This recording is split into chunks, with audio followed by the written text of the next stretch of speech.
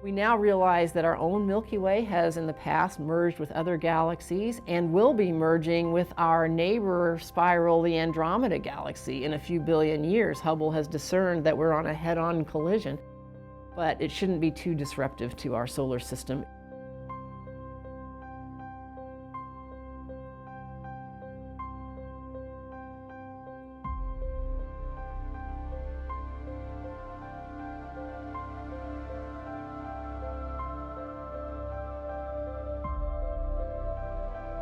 What Hubble has revealed is that the universe has in fact changed over these billions of years of time. The early galaxies, the very distant ones as we see them, are simple. Sometimes they're messy looking, they're small.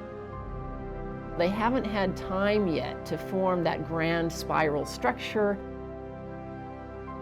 Over time, we see galaxies actually merging with other galaxies and growing bigger and bigger, and those mergers, by the way, can look like train wrecks in our Hubble images. This is something that I'm grateful to the Hubble Space Telescope for opening our eyes to.